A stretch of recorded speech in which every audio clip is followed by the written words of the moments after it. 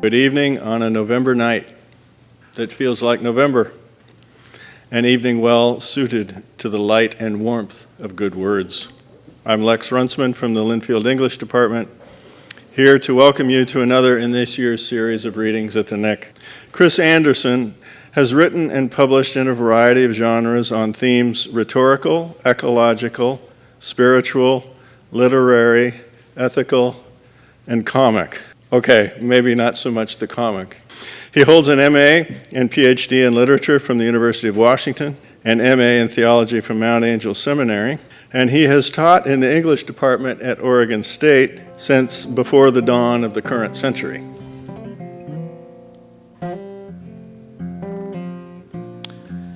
This is another leaping poem. It's called The Thing About Hell. A colleague of mine died, a very principled atheist, and because I'm the only clergy person usually that my colleagues know about, I was asked to do his funeral, his memorial, but to be sure that I didn't say anything about God, and I think they were afraid I was going to kind of break out and do something Catholic or something, but I didn't. And this poem is about that, and it's a poem that has a leap in it too. You'll see that I put two things together. I really just do one thing. I just do it over and over again. You'll hear the leap. You might also recognize there's a Dante reference. When in doubt, allude to Dante. The thing about hell. Well, what happened? I mean, it was at the Humanities Center. I was doing this memorial, and it was very crowded. And I just began to feel terrible and claustrophobic and as if life had no meaning. And the first line of this poem came to me. And then that night, well, anyway, so I'm explaining. The thing about hell. The thing about hell is that the deeper you go, the narrower it gets until finally you're standing in the center for the humanities. Everyone is crowding the narrow little rooms and you can't move. You're stuck. That night, blessedly, it starts to rain. And it rains so hard you wake up and open a window so you can listen to the abundance of rain and the generosity of rain, the precision of rain, every leaf. So you get kind of pinched in the Humanities Center, but then you open a window and the rain is everywhere, and there's this sort of symbol of grace and of abundance. I want to read one more poem from the book, and then I want to read a new poem. This is another poem where I'm just trying to describe something that happened, say something that's true and reporting. And it's another experience that comes out of my life as a deacon. I allude to a word here, alb, A-L-B. It's the robe that a priest or a deacon wears. Alb means white in Latin. Anyway, this just actually happened. It's called A Summer Day. A ukulele band strums by the grave of an old woman I never knew. I lead the prayers, alb flapping, helping to lay the body to rest. And as the family lingers, quietly walk away, down the hill to another grave I remember from before. It was winter then, and the oak was bare, and the one we buried was a boy. I keep thinking he'll be cold, the father said. He'll need his coat. But it's summer now, and the farmers are haying in their yellow fields. The dust of the harvest is softening the air. And as I stand at the marker looking out, a feeling starts to come over me, a kind of peace, almost like the peace I prayed for up the hill, the peace of God, which surpasses all understanding. It spreads through my body like warmth. I know. I'm just saying what happened. I'm just saying that it surprised me too. The farmers and the yellow fields and the warm summer wind. The ukulele band strumming still. You know, I've been thinking a lot lately about what good poetry does, what difference it makes, since so few people seem to care about it. And I keep coming back to the idea of prayer. For me, poetry is a kind of prayer. It's a kind of spiritual practice. And so the value of poetry is the value of prayer, whatever that is, however hard that is to measure. For me anyway, the key is to try to come to the writing of a poem with the attitude that Anthony DeMello says we should bring to prayer.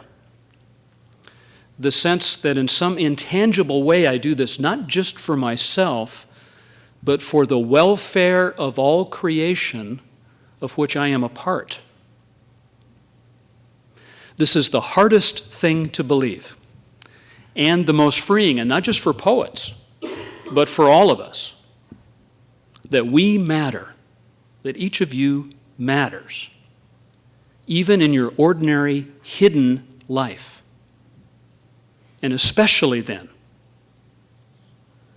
a thought, this is a quote, a thought, a material improvement, a unique nuance of human love, the enchanting complexity of a smile or glance. We serve to complete the work of creation, even by the humblest work of our hands. This is Teilhard de Chardin, like DeMello, a 20th century Jesuit thinker and writer. This is what I try to believe. This is what I try to believe, and sometimes I do. That reality is here, and reality is now, and all the rest of it has to be rejected as marketing, as dangerous and as false, because it is.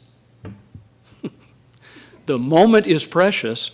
The moment is what matters, exactly because it is so fragile and so fleeting and so small. So that's the end of the homily. One more poem. This is a new poem. It plays off of a blurb that appears on the front cover of a book. The book is Michael Dowd's Thank God for Evolution. And the blurb is by a Nobel Prize-winning physicist. And it's the best blurb you could ever hope to get. This is the blurb. It took the universe 13.7 billion years to produce this amazing book. And so I'm playing off of that in this poem called Crazy Cake. It took the universe 13.7 billion years to produce this amazing chair. It took the universe 13.7 billion years to produce this amazing pen. It took the universe 13.7 billion years to produce that rhododendron outside my window, and the winter wren overflowing in that rhododendron. That amazing, bubbling winter wren overflowing, not to mention my ears which hear it and my eyes which see it. It seems that life is almost indecently eager to evolve eyes, Richard Dawkins says. The compound eye of an insect or a prawn, he says, or camera eyes like ours or a squid's, or parabolic reflector eyes like those of a limpet. This is all going somewhere, in other words. It's cumulative, it's purposeful, it's always coming to a point. It takes an entire universe to make an apple pie, Carl Sagan says. It takes an entire universe to make a banana split, with whipped cream and a cherry on top. It takes an entire universe to make a crazy cake, the way Mom used to before she died. No eggs, just thumb 3 wells into the cocoa and the flour, then pour oil into one well, vinegar into the second, and vanilla into the third. Stir, bake, let cool, and frost with vanilla frosting. Oh, how I loved it. I couldn't stop eating. Stars had to explode to produce all the ingredients. Eons for the wheat. Think of the skies above the fields and the color of the skies. Think of the winter wren. 2/3 of its body is devoted to the production of song. It's such a tiny thing. It weighs barely an ounce.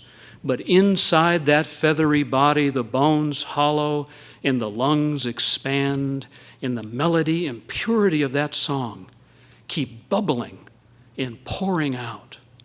Amazing. The wren is merely a space, an emptiness through which song is produced. It is otherwise hardly even there. Thank you very much.